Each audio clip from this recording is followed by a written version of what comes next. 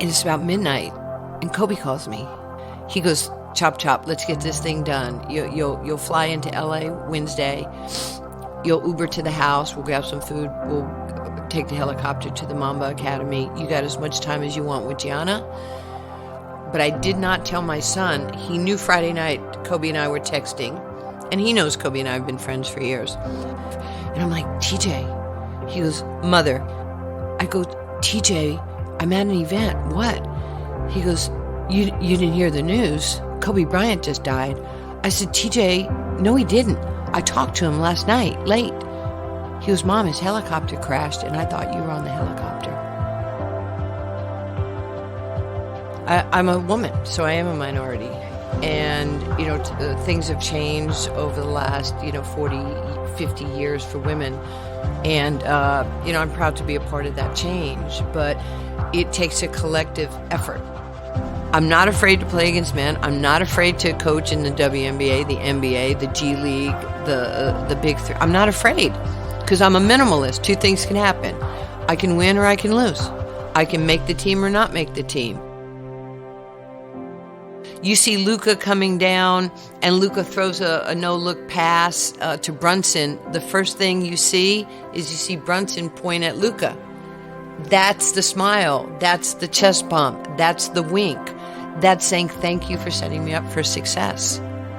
And that's what we should be doing every day. We should be, chest bumping and setting people up for success in everything that they do in life.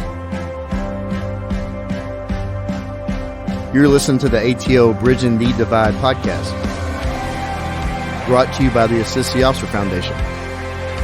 Since 1999, the ATO has given assistance to the first responder community, and now we want to give them a platform to hear their incredible stories. We also want to hear the stories of the many people that support us. Our community is small, but it is strong. We have differences. We don't always agree, and we all make mistakes. But together we can grow, we can heal, And we can learn from those mistakes. and together we can bridge the divide.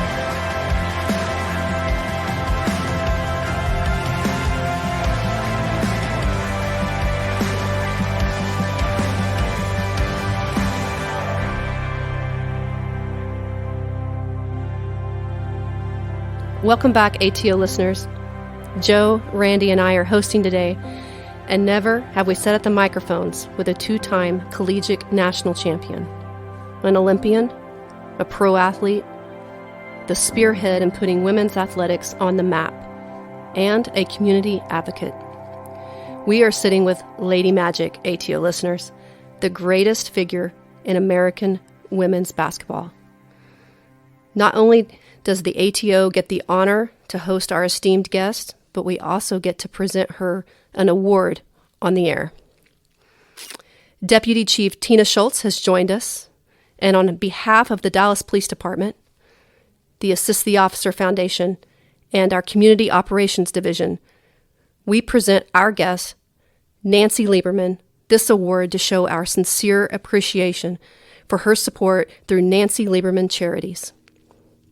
Her charity exhibits a 92-to-8 ratio, which is so rare.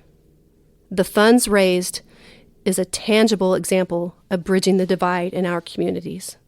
I'm excited for the listeners out there to engage in her story, as she has always and continuously bridged so many gaps throughout her life. Welcome, Nancy. Thank you for having me. I appreciate what y'all do, what police officers do, not only just in our community here in Dallas, but around the country. Thank you very much. Thank you so much. So, I've heard you speak, and you said that you've always been a minority, and it all began at Queens to Rucker Park. Is that true? Well, I grew up in New York. I was born in Brooklyn, grew up in Queens, and I'm a woman, so I am a minority. Okay. And, things have changed over the last, 40, 50 years for women. And, I'm proud to be a part of that change. But it takes a collective effort. And so when I was growing up in New York, I was like a poor kid with no father, and there were days we didn't have food or electricity. And, sadly, we were one grandparent away from food stamps. But sports changed my life, and sports allowed me to, have these friendships with people that didn't look like me.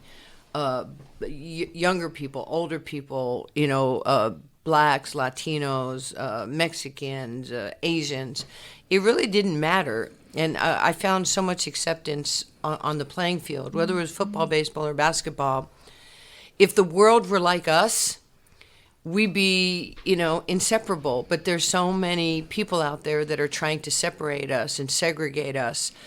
And I'm not going to let that happen. I just won't, because I have too many people that champion me. Actually, the black community championed me when I was growing up.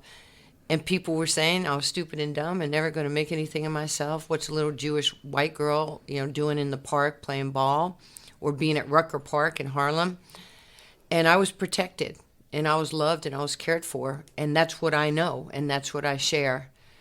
And, I was for the black community before, things have been, out of hand, and people slinging allegations at cops and people in the community.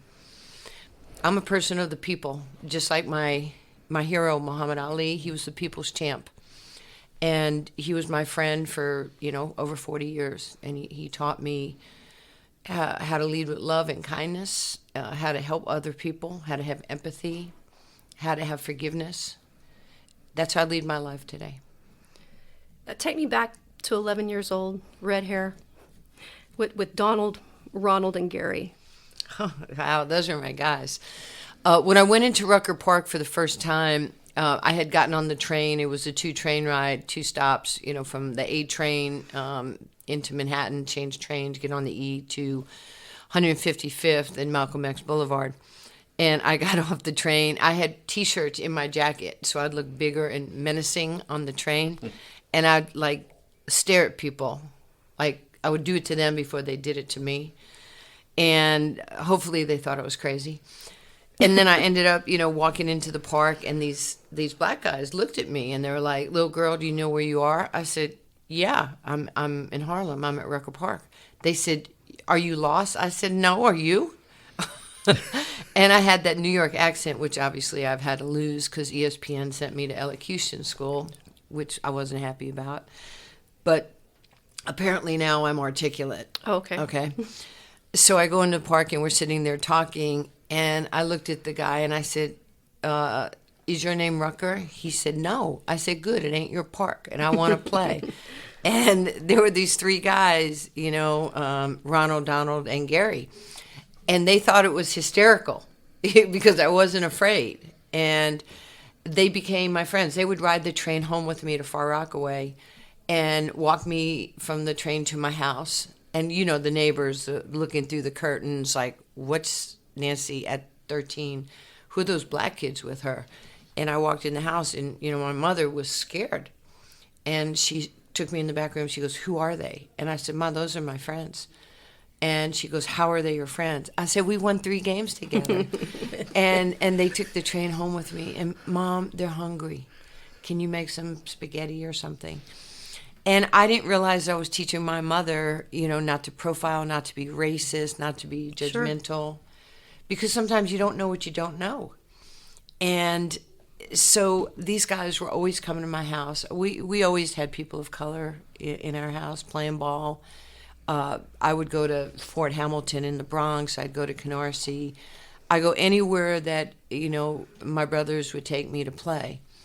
And we just developed this incredible love and competitiveness. When I was trying to make the Olympic team in high school, and everybody was saying, "Nobody's ever made the Olympic team in high school," my guys in the park were like, they call me Fire because of my hair and my attitude, apparently. And they were like, "Fire, you can do this. You can make that team. Don't let anybody tell you can't." I'm like, they're saying I can't do it because I'm too young and I'm not good enough.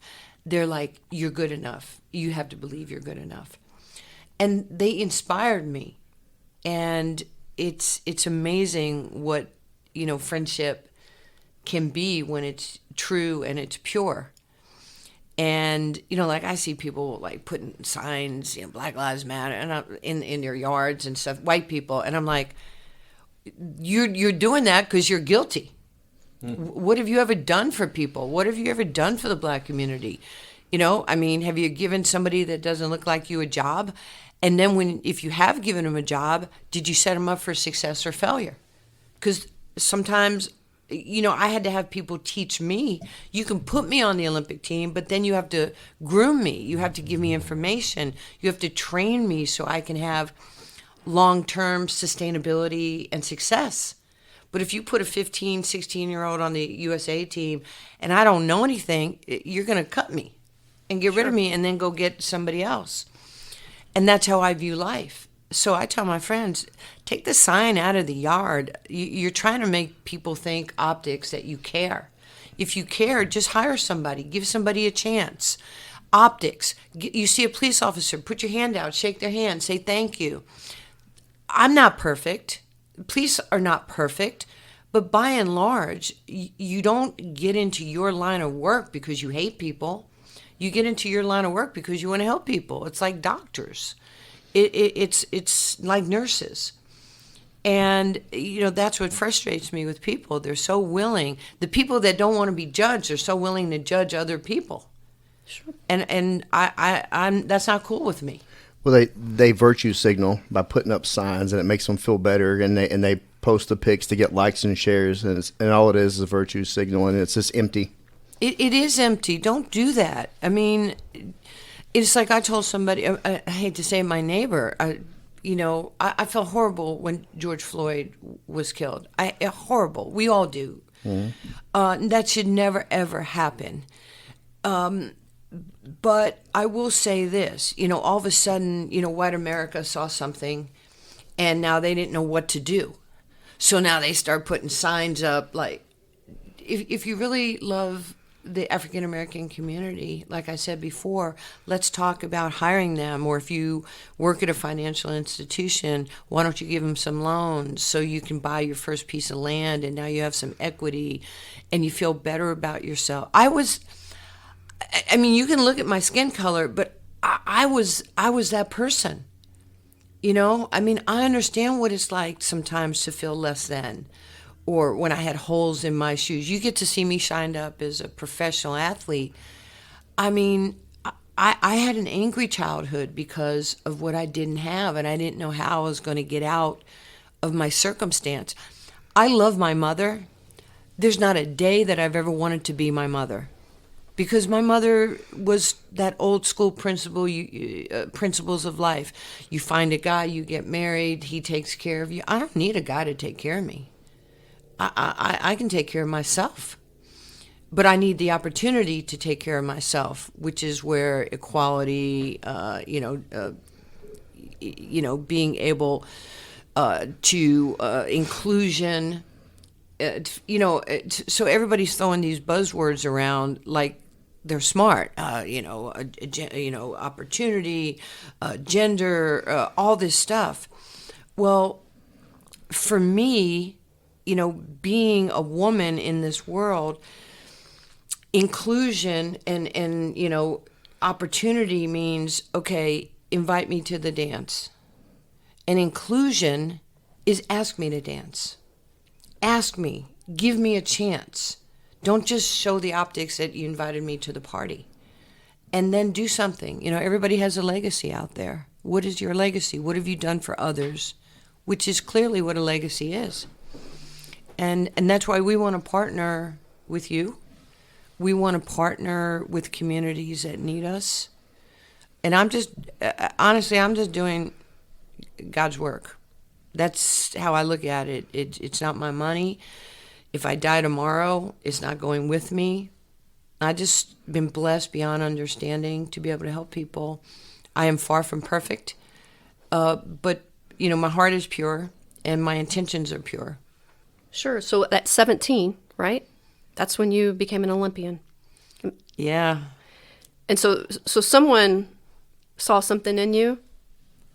So what was that like? Well, it started at 15. In 1974, if I take you back with chronology here, There was a ad in the Long Island Press, and it was about 2x2. It says Russia coming to U.S. to play a 3-game exhibition against USA women men hoops. And some of my friends from Far Rockaway High School and St. Francis de Sales, we said, let's go try out. So we all, Larry Aida, he's no longer with us, one of my friend's dads, we all piled in his car, and we went to Queens College. I had been called a tomboy. I was just maligned with any buzzword you could hit me with because I was playing sports. I walked into Queen College, where my brother ended up going to school there. And it was like, oh my God, there's so many women here. There was like 200 women. It was like America's Got Talent. And they were all in the gym with little bibs on them with numbers. Sure. And I signed up, and now I'm 15 years old. And I'm playing against all these college kids, all Americans. Apparently they had 4 of these around the country. And they took 10 players from each location. And then whoever those 10 were, like 2 weeks later, went to Albuquerque, New Mexico to a pre-camp. So then those 40 players battled to be one of the 10 that got to go to the USA training camp with all the legends at that time. Well, I go through all the process. I'm one of the 10. And, Wow. I couldn't believe it. I went home. I'm like, Mama, you're not going to believe it. You're not going to believe it. I made this USA tryout. I'm going to Albuquerque, New Mexico. And she goes, Nancy, like hell you are. And I go, why are you holding me back? I'm good. And she goes, Nancy, I don't have money to put food on the table. How can I send you on an airplane? So my high school assistant principal, Barbara Sakowitz. The can. She took a can, cleaned it out, took the label off, put a envelope on there that said we're endeavoring to raise $300 to send Nancy to U.S. Olympic tryouts. And this can went all the way around Far Rockaway and Bayswater, my little community. Strangers were putting money in there. Oh, it's amazing. So they raised enough money to send me and my high school coach, Larry Morse, to Albuquerque. It was unbelievable. And I'm like 15. I'd never been really on a plane. And so we get through the 3-day pre-camp. I was one of 5 at the pre-camp to be selected to participate with like Pat Summitt and Ann Myers and Lucy Hare, future Hall of Famers. So about my second day, I don't know, I'm a pain in the ass. I'm a New York player. You can say that here, right? Oh, yeah. And I'm probably just wearing people out. I'm 5'8", 5'9". I can hang on the rim. I can dunk a tennis ball. I don't know how the heck to really play the game, but I can play the game because I'm so athletic like a little boy. The physical attributes you are there. cut across the lane, boom. And like, what are you doing? I'm like, you're in my way. No, you hit me. I'm sorry. And I'd do it again. So because that's how I learned to play basketball in the streets. You were just, it was kind of that mental and physical warfare on the court. And you don't cry. You just, if somebody knocks me down, a guy, you just get up. You introduce them to Rucker Park. Right? Yes, yeah. And then you pick up your little tooth and take it home to the dentist. The second day I was there, I got hit with an elbow and I broke my ribs. And so the coaches and the team manager, they were taking me to the airport the next day. And I remember Alberta Cox, love her. She's sitting in the front with this woman who was one of the managers, and she turns in the back seat. She goes, now, Nancy, you go home and you work on your game because we're going to need you in 1980. And it got quiet. And I went, Coach, I'm not that smart, right, because I'm from New York, but I know that 76 comes before 80, and I'm going to make the 76 team, so you better get used to me. I'm coming back again. And she just was mortified that this little, kid from New York. How dare you tell me I'm not going to, it's 74. You're telling me I'm not going to make 76, that I should wait to 80. I don't live in your world of mediocrity. That's your situation, and you don't get to impose it on me. I got healed, and I trained so hard. I played against every boy that kicked my behind. And then I show up in 75 at the Pan Am Games, at the tryouts. And I'm a junior in high school, and I make the Pan Ams, and we win the gold medal. And then I make the Olympic team, and this is a true story, but we're in the hall. They finally post on the wall the list of Olympians, first Olympics ever. For women's basketball. And everybody's scared and nervous, and all the older players are in their room. I hope I make it. I run down there like I had robbed somebody. And I run to the list, and I'm like, oh my gosh, there's my name. And I went to the payphone, and I'm like, collect call to Alberta Cox, please. She'll accept the charges. And most people today don't know what a collect call is. And a payphone. And the operator goes, Alberta Cox? She goes, yes. She goes, will you accept a collect call from Nancy Lieberman? And I go, yes. And the operator hung up. And I go, Coach, it's Nancy Lieberman. She goes, I didn't accept the charges. I said, I did for you. I said, I just wanted to tell you, I just made the Olympic team, and you're the first call. Thank you for not believing in me. And I really appreciate you pushing me to places I didn't know I could go. Okay, I got to go now because I don't want to make the call too expensive. Bye. Wow. That's awesome. It's a true story. I'm almost embarrassed to tell you guys. She got a little fee for the chart, and then she got some good information that she made the team. And it was so funny, and I was so excited to call her. And then, we win the silver medal, and I feel blessed, honored to be a part of something that historic. I mean, how many people know people who were on when the NFL first started, or Major League Baseball, or Abe Saperstein, who started the NBA? It's groundbreaking. Or Abner Doubleday with Major League Baseball, and here. It's amazing. It really is. And even today, at 63, I think back and I'm like, man, that was just an amazing time for me as a young person, because it gave everybody else hope that you can do this, whether you're a guy or a girl or whoever you are. Everything's possible. It's inspiring. Did it help you get an education? It did. It did. That's a great question, because, we're in the 50-year anniversary of Title IX. Mm-hmm. So in 1972, on June 23rd, President Nixon signed into law Title IX. It was a law for education and opportunities for women in sports as well. First of all, Title IX is not an opinion, it's a law. And it changed the course of women's sports. Sure.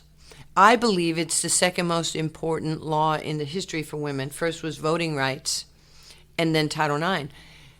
The people that whether it's the Williams sisters, whether it's Julie Foudy or Abby Wambach, or some of the great tennis players, right now, or Nancy, or Sue Bird. If there's no Title IX, you don't know who they are. You don't know who I am. But because of equality, and this law was based on proportionality of how many male students at your university, how many female students, and then federal funding had to be divvied up according to those numbers. And for years, my brothers in the football office, most of that money went to football, and they weren't in compliance with Title IX. I'm just, giving history here. Mm-hmm. So, then the office, the DOJ, that everybody there were now parameters that if you didn't divvy up the money appropriately, with women's athletics, according to Title IX, if you were not in compliance, you would lose scholarships. And what happened early on is football, and I love football, and I'm very close with a lot of these coaches and ADs, but because football was getting the big sum of money, it was pitting minority against minorities. Men's soccer, men's wrestling, men's tennis against minority women, and we were fighting because the pie was so small. Well, give us some of your money, and let's divvy it up. I remember one year, and I'm getting off track here, but when Tom Osborne at Nebraska, and Tommy Frazier was the quarterback, and they went for the national championship down in Miami. And Tina, you might remember this. They had this massive Husker weight room, which was just revered amongst colleges. They got, now I could be wrong on the number of 18-wheelers that they had, but they had like 10 18-wheelers. They unscrewed all the Husker equipment, put it on 18-wheelers, took the carpet, all the, the optics, the pictures of Husker. They rented a warehouse down in Miami, and it was like $2 million to move your weight room from the University of Nebraska to Florida, like there wasn't weights in Florida, in Miami. Think how many sports could have been funded at the University of Nebraska. But that's the mentality at that time. And, nobody really told that story. I wonder if I'll get invited to speak at Nebraska. Osborne got what he wanted back then. I remember those days. Well, the weight rooms have come up recently with the Final the Four last last Final Four year. last year, yeah. So there's a lot of things changing in our society, which is really fantastic. And I think people are being more aware of, women of color have been making between 57 and 68 cents on the dollar. Women like myself, like us, are still making 80 cents on the dollar for the same jobs as men, which is why I love my boss. And my boss is Ice Cube. And I coach in the Big Three. And this is going to be my 4th year. And when I signed in the Big Three, one of the things that Cube said to me, he goes, tell your agent that you will be the highest paid coach in the league. And I went, excuse me? He goes, whatever Dr. J or George Gervin or Michael Cooper or Rick Barry or our other coaches, you won't have to negotiate that. I was Wow. like, isn't that crazy? It's awesome. And he's such an incredible human being. I admire him, and I feel very fortunate to work for him. That's really cool. Going into that, you had a foundation where you competed against men from as a child, right? But all the way up to where you went to a summer camp with NBA players. And you weren't wanted, were you? No. I Explain had it. always played the one thing that I will tell you from the time I was young, I was fearless. I Sure. wasn't afraid, because I wasn't afraid, obviously, to get on a train and go to Harlem at 12 years old. So I had always competed. I played football, baseball, basketball against guys. And it was normal for me. It wasn't normal for you. That's where all that, condemnation and people, what's wrong with your daughter?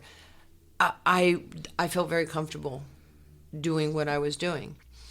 And so I end up, going to Old Dominion. We win back-to-back national championships. Our men's team and our team, we were amazingly close to this day. We're on a Zoom call once a week that's with, cool. 40 years later. And so I get signed. I'm the first round pick in the first women's league in 1980 by the Dallas Diamonds. That's how I got here. And before I went, I got a phone call. I was playing in a men's league at Xavier High School in New York on 13th Street. And Jane Pauley did a story on me for the morning show saying that, there's this woman, Nancy Lieberman, she's playing against NBA players in a summer league. I guess Dr. Jerry Buss, the Lakers owner, and Jerry West, the logo, saw the interview. And a couple of days later, I get a phone call at my mom's house in Far Rockaway. And this guy goes, my mother has, what's your name? Yeah, hang on, my daughter's over here. And she goes, some guy by the name of Mr. Jerry West, he's on the phone. And I'm like, Jerry West is on the phone? So I get on the phone. I'm like, hi, how are you? He goes, Nancy, Jerry West. I said, yeah, my mom said. He goes, we saw that you're playing in a league. Dr. Buss and I would like you to come play for the Lakers in Summer League. I said, I would love to play. I'm playing here in New York. And they're like, yeah, we know. And they said, can you come out like in 2 days or tomorrow? I said, yes. They say we have a new coach. He's going to be the assistant coach of the Lakers this year. but he's going to get experience coaching summer league. His name is Pat Riley. I said, okay, I'm happy to play for Mr. Pat. And they go, he goes by Coach Riley. Yeah, him too. I'll be happy to play for all of those guys. It was so stupid. And so apparently they had not told Pat Riley this yet. Oh.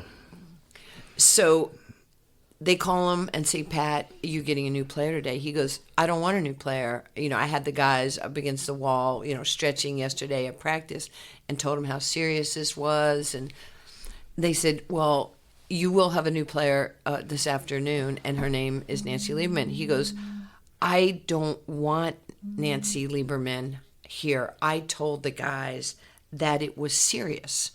And in his mind's eye, this is my first coaching gig. I can't be doing this. Okay, so he doesn't want me. He argues that he doesn't want me. I show up. I'm in the locker room.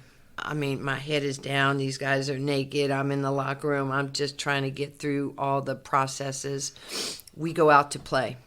First practice, legendary 3-hour Pat Riley practice. Wow.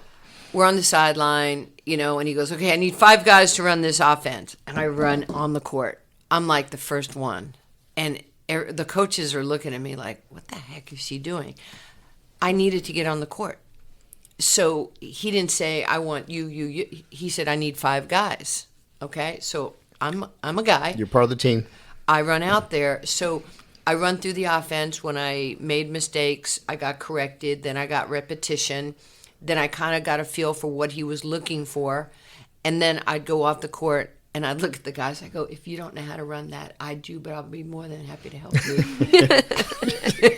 And they were kind of like giving me the side eye.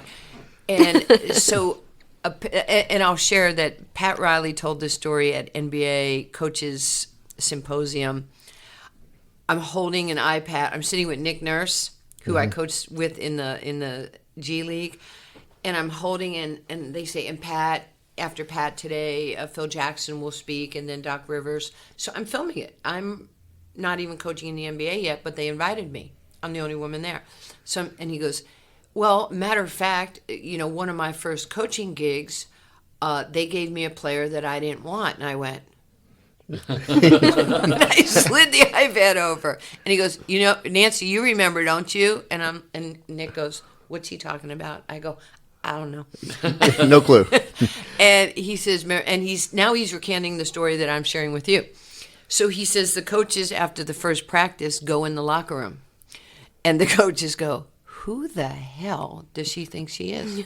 She acted like she was the best player. She's telling guys where to go. She hops in every drill. They beat the crap out of her. She didn't cry, and she tried to start 2 fistfights. He goes, what are we going to do with her? And, one of the coaches said, I think we just need to roll with it because it doesn't look like she's interested in leaving. Yeah, we can't run her off.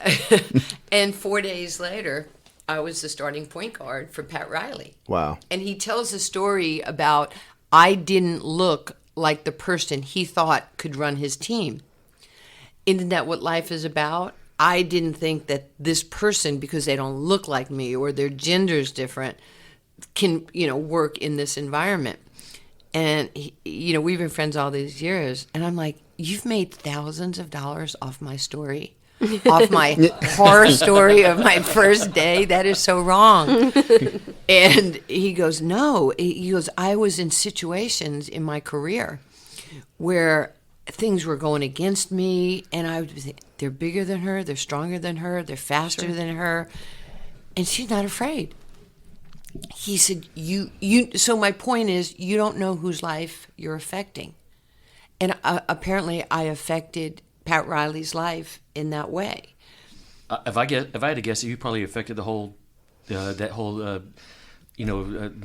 Lakers dynasty of the '80s, because that was beginning. Was Magic on that summer league? Magic was coming to that team. I was there. He didn't play summer league, but yes, that was Magic's time. I bet that set off the Showtime Lakers. I mean, you probably should get a lot of credit for that. From what you're telling me, I think you should, because it probably inspired. Was Kareem there? Yeah, but they weren't at summer league. Okay. They weren't at summer league. And think about it. I go in for a layup. I get by a guy. Like, I'm 22 years old. I'm 5'10", 155. And I get by a guy, and I go up, and my shot gets blocked. And I remember one of the officials looking at me going, "Don't bring that shit in there." And I went, and I stopped, and I went, "Do you actually think he blocked my shot because I'm a girl? He blocked that shot because he's good. He would have blocked anybody's shot. You're an idiot, okay? You're an idiot to say that to me." But that's how, back then, if you don't think you're racist, sometimes you're racist. If you don't think you're sexist, sometimes you're sexist. Because that's what this guy thought. So I've experienced all that, and I'm never, like, mad or, "Oh, I can't believe he said that." I have that "I'm going to show you" type of mentality. I'm not afraid to play against men. I'm not afraid to coach in the WNBA, the NBA, the G League, the Big Three. I'm not afraid because I'm a minimalist. Two things can happen. I can win or I can lose. I can make the team or not make the team. And I don't live in a world of mind monsters. He hates me. She loves me. She hates me. Oh my gosh, they didn't call me. I didn't get to play. I don't live in that world. I try to keep it as simple as possible in how I view things. I give my best effort. I do the right thing. I'm not out till 4 a.m. and then wonder why I didn't play well the next day. Being great is a commitment. Trying to be great is a commitment and discipline. I am very disciplined, and I've always been like that because I needed this more than this needed me because of my childhood. Well, it sounded like you had, instead of having a door open for you, like you kicked it open, and you worked hard and you made it happen for yourself, as opposed to sitting around feeling sorry for yourself for any situation. You went out and took it. Well, I've never wanted a handout. You know what they say, biblically, give a man a fish, he eats for a day. Teach a man to fish, he eats for a lifetime. I want to eat for a lifetime. And I wanted people to respect me, and that meant that I had to master the things that took no talent. It doesn't take talent to show up for work. It doesn't take talent to have a finisher's mentality. It doesn't take talent to be a great teammate.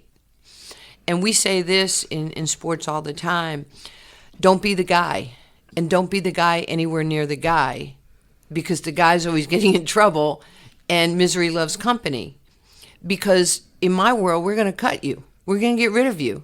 I mean, if you don't do the things we need, sorry, there's a lot of talent out there. There's also be the player you always wanted to play with. Be that person. Like, I've known Tina Schultz since she was in Iowa. I knew she was a big Cowboys fan. We've been friends for, since 1998 or 1999. And there's a consistency in who we are. And here we are in 2022. Look where she's ascended to. Right. Look where I am in my career, because we've been disciplined in our craft. Not perfect, but disciplined in our craft of what we want to do. And I respect that. I don't even know if I get the chance to tell you that, Tina. And Tina's sitting in the room. That's Chief Schultz. Chief is here. Yeah, sorry.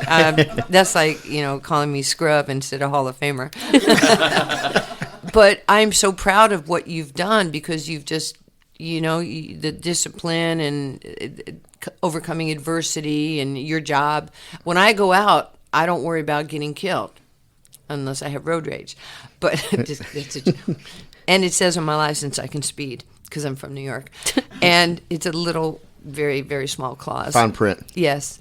And, you guys, as, law enforcement, go out and you don't know who your friends are and, what people's motivations are. And I think about that, and I worry about you. I was at Summer League. I think she'll remember this, but we had just come from Summer League. We had a game. I'm coaching now in the NBA. I'm screwing up your questions here. No, you're fine. And I go to my room and I turn on the TV in Vegas, and there's an active shooting going on in Dallas. It's 2015, 16. Mm-hmm. And I pick up the phone and I call Chief, and And she's like, Nancy, I can't talk to you right now. Did you recall us? And I don't know if you do, but you're like, we're in the middle of stuff. And I was sitting there and I was like so overwhelmed that, they were saying some officers were shot. And then my coach called me, Coach Carl, and he goes, well, we have a coach's meeting. I'm like, I need a little time. There's something going on personally in Dallas. I mean, I called you because I was just trying to make sure you are okay. Or not in harm's way. And it was you who connected me to Chief Brown, and who we've stayed friends. We talk all the time. When we had a Big 3 game last summer, Chief Superintendent Brown came to my hotel, and there were like 3 SUVs, and I walk out, and people are like, "Are you getting arrested?" I go, "No, I'm not getting arrested. It's my friend." And people like the doorman and people like they didn't know what to do because superintendent was sitting, and we went into the restaurant there, and people were just like taking pictures of us. They're like, oh, it didn't fit in people's narrative. I'm like, he's superintendent to you, but he's my superhero to me. He's my friend. He's my brother. My players, Big 3 players, they couldn't believe it. But that's the beauty of life. And I want to say one more thing about Ice Cube. We honored him here 3 years ago at my Dream Ball Gala for my charity. And he said something which meant a lot to me. He's on the stage and he goes, Nancy is my spirit animal. And I go, that's good, right? A spirit animal? That's a good thing. It's a good thing. And he's given his speech. And he says, we're more alike than people think. And he says, I'm black, she's white, I'm a guy, she's a girl. I'm from the West Coast, she's from the East Coast. And, sometimes in life, you have to go under things, you have to go over things, you have to go around things. And sometimes you just got to go through things. And we both in our worlds have gone through things. And we are, I mean, it was so beautiful that he said that. And every time I see him, I'm like, spirit animal, how you doing? I just have so much respect for him because of how he treats people and his open-mindedness and what he wants to do for the black community. He wants to make people better. And I'm really proud of him. I really am. Sounds like he's very proud of you as well. He's been very kind to me. The opportunities he's given us will change the world. You have a lot of hope and vision. Did you get some of that from Muhammad Ali? That's my man. He changed my life. I am who I am because of Muhammad Ali. Because at 10 years old, when I was in that hopeless and helpless phase, and I couldn't get in any more fistfights. If somebody made fun of me because the holes in my shoes, where I didn't. My pencil pen holder, my bag was a brown paper sandwich bag. My book bag was a brown paper garbage bag. And I would just put like a belt around it, and I hide it under my jacket or whatever. And people would make fun of me. And I didn't have conflict resolution at that point. And they would just make fun of me, so I'd beat them up. And my mom is like, Nancy, you can't beat everybody up. I'm like, well, they make me feel bad. They make me feel bad about myself. And then when I saw Ali on TV once, I just, he's like, I'm the greatest of all time. I beat Joe Frazier like I beat Sonny Liston, like George Foreman, like I beat Sonny Liston back in 1964. I'm too pretty not to be the champion of the world. I am the greatest of all times. So I walk in the kitchen and I stand by the threshold of the door and I go, I'm going to be the greatest of all times. And my mother goes, why are you talking like that? I said, I don't know, but I'm going to knock you out. And she says, Nancy, I am your mother. I'm going to knock you out in 2 rounds. And I'm going to knock him out in 1. She goes, him's your brother. And I said, you better get used to it. I'm going to be the greatest of all times. And I ran in my room and cried. That was a real seminal moment for me because I'm 10. He didn't realize, Ali, that he gave me a path. he gave me a vision, and he gave me hope. So going back to making the USA team, I couldn't have made the USA team without Ali. I couldn't have gotten a college scholarship without Ali, which is the greatest networking company in the world. College, you meet people who don't look like you, who have different thoughts and opinions. You get to open up your mind and your world to different possibilities. So then, we win our championship. So it's December of 1979, and we had just won a championship. I'm Player of the Year in college basketball. I'm feeling good about myself finally, but I'm a fraud and I'm a fake because I'm still damaged. But I'm Nancy Lieberman, and everybody's, kissing my behind because of who I am in the sports world. But you don't feel like that inside? No, I don't. I still feel like I'm the underdog. Okay. And I get asked to do an appearance at the New York Stock Exchange. It's a fundraiser for the Olympic Committee. So I get to go home. My mother, my best friend Barbara, we're going up the escalator, and I look at the guy, the handler who was taking me up to the green room, and I said, "So who's the other athlete?" And the guy says, "We're going there right now." I said, "Well, who's the other athlete with me?" And he says, "It's Muhammad Ali." And I went, "Muhammad Ali's here?" And we get to the top of the escalator, and then they open the door, and it was like Oprah's, Wow. that hate. And there's the man that changed my life, and he doesn't even know it. And my mother goes over to him. She's, 250 pounds. She's 5'4", and she puts her arm around his neck, and she goes, "Mr. Muhammad, my name's Rini Lieberman from Queens." And my daughter is the greatest of all times. I'm so embarrassed. And he goes, "Listen here, lady, there's only one greatest of all times, and it's me." And she goes, "Mr. Muhammad, I know you're good, but my daughter..." So I went as far away in the room as I could. There was a boxer who was on my Olympic team, Howard Davis. He and Sugar Ray Leonard were my Olympic family. He won the gold medal. So he's from Queens, and Howard was in the room. And I went right to Howard. And Ali looks at him and goes, "Howard, the kid's mother says she's good." And Howard goes, "Uh-huh, yeah." He goes, "How good?" He goes, "She's greatest." So he calls me over.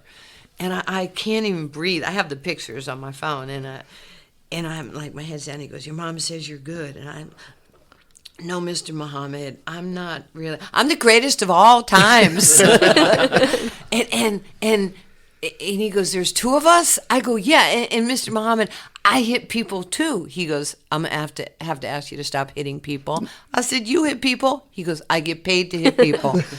And he sensed that I was broken. He saw something. And he says, "Why don't you come back to the Plaza Hotel with me when we're done with this?" I'm like, yes, we can. Right, Mom? And I was like, yes. So we go back to the hotel. We spent like 3 hours with him. He's talking to me about racism. He's talking to me about being a champion. He's talking to me about philanthropy. I'm like 19, 20 years old, and I'm like, my head is spinning.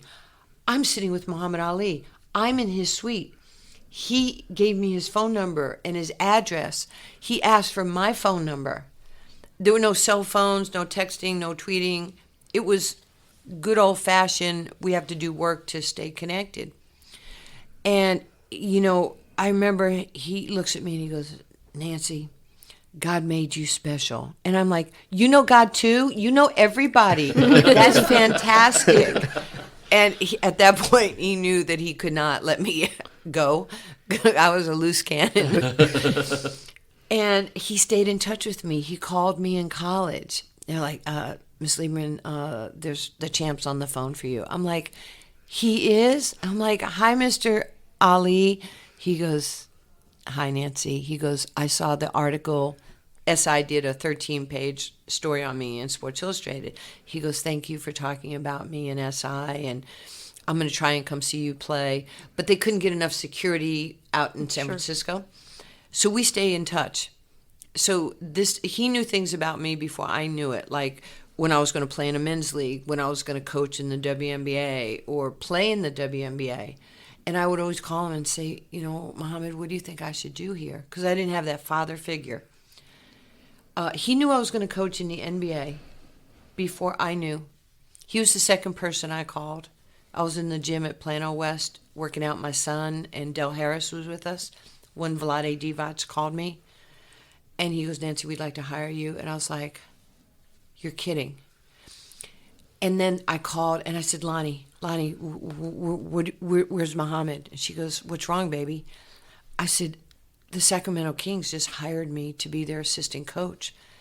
And she says, hang on. And she put me on speaker with him.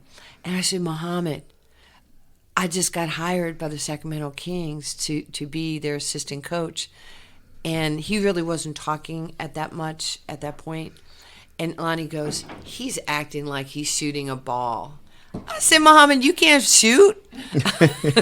You know that. And, we had that relationship. Right. Like, I'd always go, you're just jealous because I came out of retirement more than you. And he'd always give me the lip, but I'd go to the house in Phoenix and I'd sit and hold his hand and, he'd shake. I'd feed him his food. And I cannot believe that relationship with him, and even at the funeral. Look, I make fun of people, but I also make fun of me. I'm very self-deprecating. So we're at his funeral in Louisville, and I'm next to Billy Crystal and all the other people that were there. I'm sure some of you saw it on TV. Mm-hmm. And Billy goes, Nancy, I want you to meet King. I forget his name, from, I think, Morocco, possibly. And he goes, hi, I am King. I said, I am a king too. I said, it's so nice to meet you. Yeah, I'm a king. And he goes, how can you be a king? I'm a Sacramento king. You're Monaco king. And Billy's just like, I can't believe I just made this introduction. He was laughing. I'm like, that was good, right? Like, bing, bing. Right. And so I have so much fun with all the things that I get to do and the people I get to meet because of this thing called gender equity and equality and inclusion. And the world is changing exponentially for us. And I'm clear who I am when I walk out, but I don't want to be bigger than the show. I still want people to come over and give me a high five and a hug, and I want to be human to people. I don't need an entourage. I could use a taser. My son's 6'9". We can hook you up with I one. could use a taser.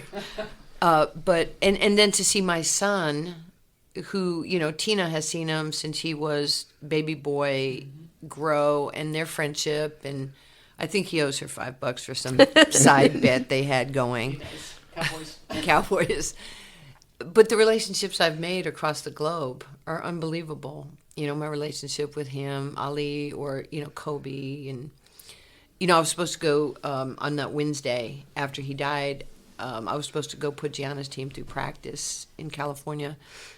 And I had told TJ that Friday night, Kobe and I were texting the 24th. I was in the studio at Fox because I was doing TV. And he's such an advocate for women. He was powerful, Kobe. And guys were talking about women playing against men.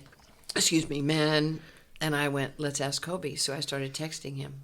Hey, do you want to talk about women playing against guys? He says, yes. I said, when? He said, now. I'm like, okay. We have an hour thread. I can't say what he said because there were too many curse words in there. Mm-hmm. But he says, when are you going to come out and coach Gianna's team? We've been talking about it for years, but, life gets in the way. I said, I can do it next week. I have TV Monday, Tuesday, Thursday, Friday. So he goes, okay. I said, I'll hit you Monday and we'll get it set. And he goes, okay. Saturday night, I'm doing an appearance somewhere in California, Indian Wells, and it's about midnight, and Kobe calls me, and I'm like, hi. He goes, chop, chop, let's get this thing done. You'll fly into LA Wednesday. You'll Uber to the house. We'll grab some food. We'll take the helicopter to the Mamba Academy. You got as much time as you want with Gianna. If you want me to help you, I will. I was like, of course. I mean, yes, the answer is yes. So it's set. But I did not tell my son. He knew Friday night Kobe and I were texting, and he knows Kobe and I have been friends for years. I'm now in this ballroom. There's 700 people. I always sit in the last row on the aisle because I have the attention span of a fly, and I can't sit through a lot. I need to get up and go to the restroom, walk around. I'm telling, this is the truth. I swear that I had turned my phone on vibrate because I didn't want to interrupt anybody with a phone going off. I'm sitting there and they're talking, and all of a sudden I hear my phone ringing. I grab my phone and my purse and I run out through the back doors, and I look at it and I'm like, TJ, he had just landed in Italy because he had a game. He was playing for Halone in Tel Aviv. And I'm like, TJ. He goes, Mother, you can tell your kid's voice. I go, son, what's wrong? He goes, Mom.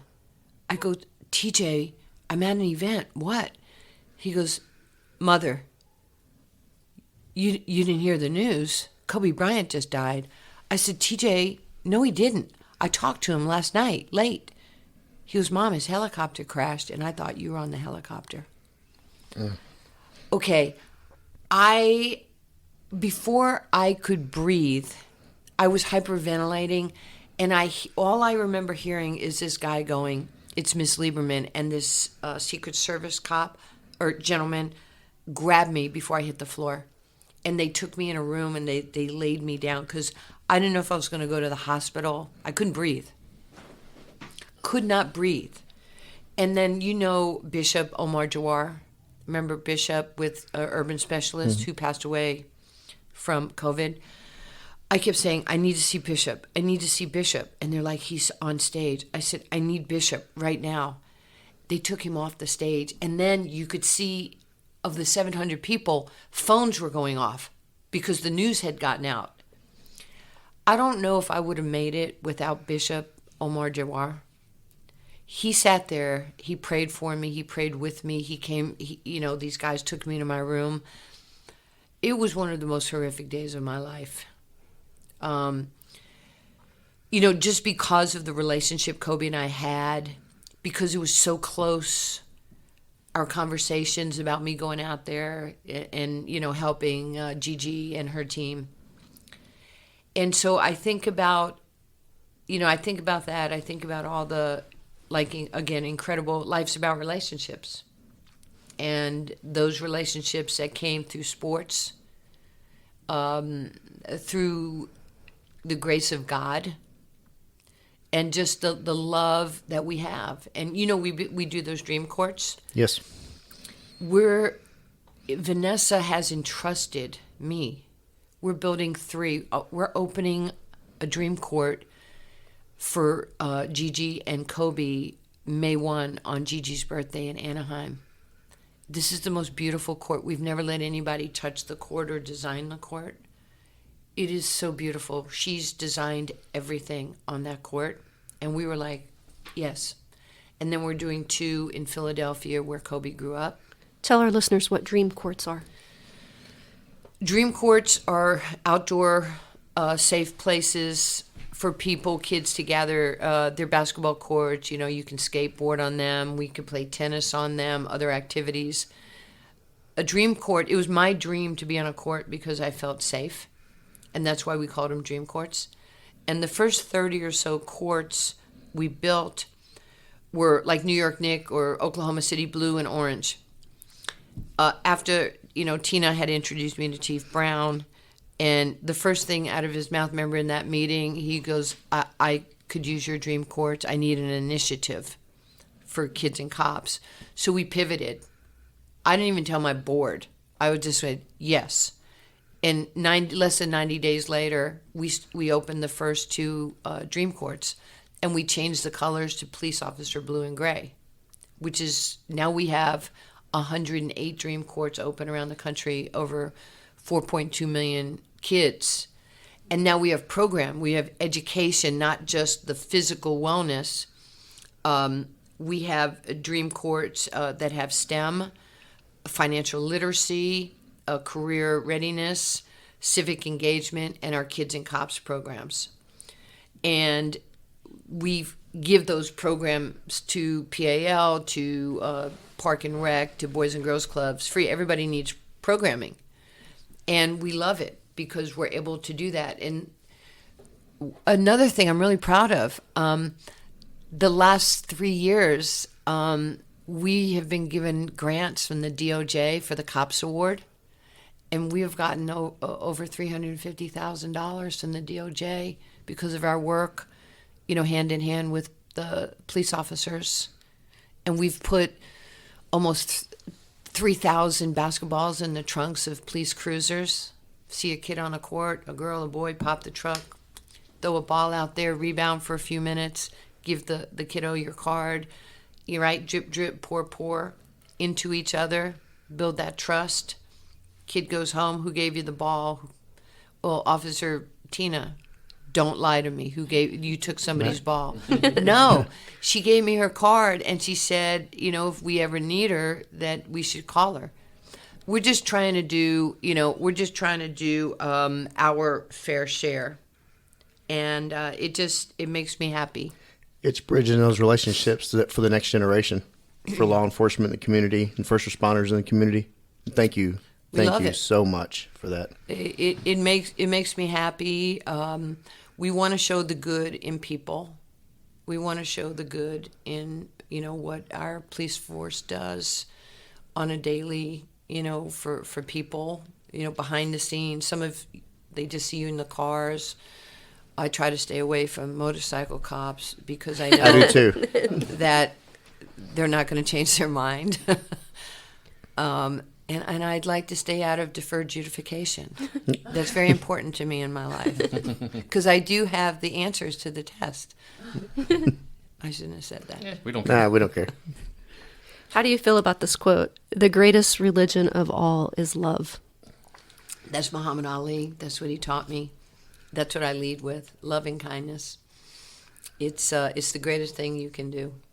It just, I always tell, like when I speak to people, I'm like, smile. Let me see your teeth. Like even in this room today, everybody smile.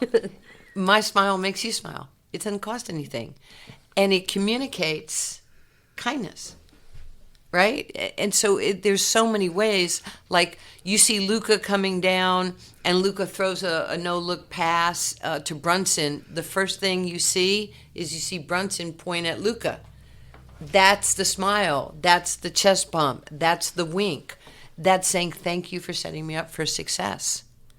And that's what we should be doing every day. We should be, chest bumping and setting people up for success in everything that they do in life.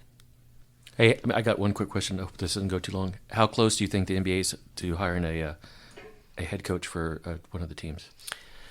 It just got a little murky because, Becky left or will be leaving, and she's now, and I'm so proud of her. I love my sister. I'm a big Spurs fan, so that's...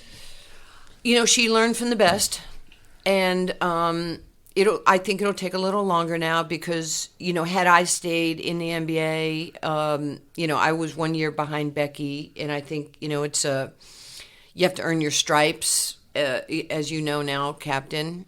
Everything has a process, right?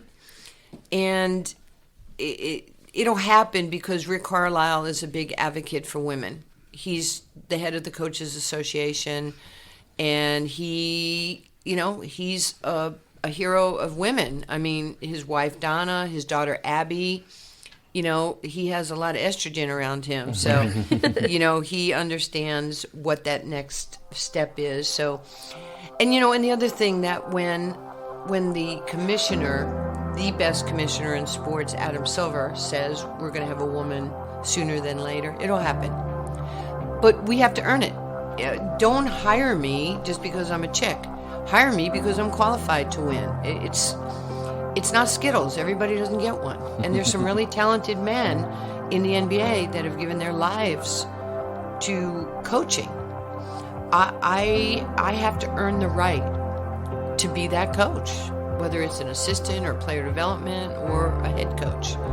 And that's why I was so proud when we won the championship, you know, in 2018 in the Big Three, because no woman had ever won a championship in a men's league.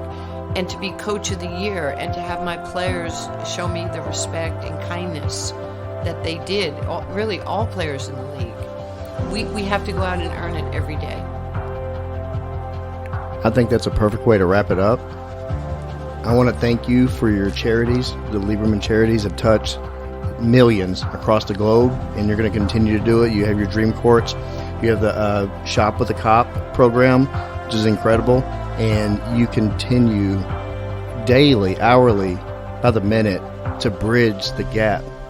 And we just want to thank you for that. Thank you so much. Thank you so much. Appreciate you guys, all of you. Thank you. Even Captain Schultz. Hey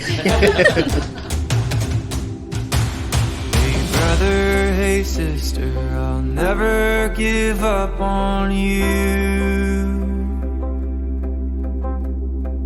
Hey Mrs., hey mister, I'll see this all the way through. No matter how far the sun and the moon, I'll never give up on you. Down when you're lonely, I'll pull you up. Life leaves you heavy when the going gets tough. I'll be your shoulder, together we'll run. Up from the bottom, yeah, we'll rise above. Hey brother, hey sister, I'll never give up on you. Hey Mrs., hey mister, I'll see this all the way through. No matter how far the sun and the moon, I'll never give up on you.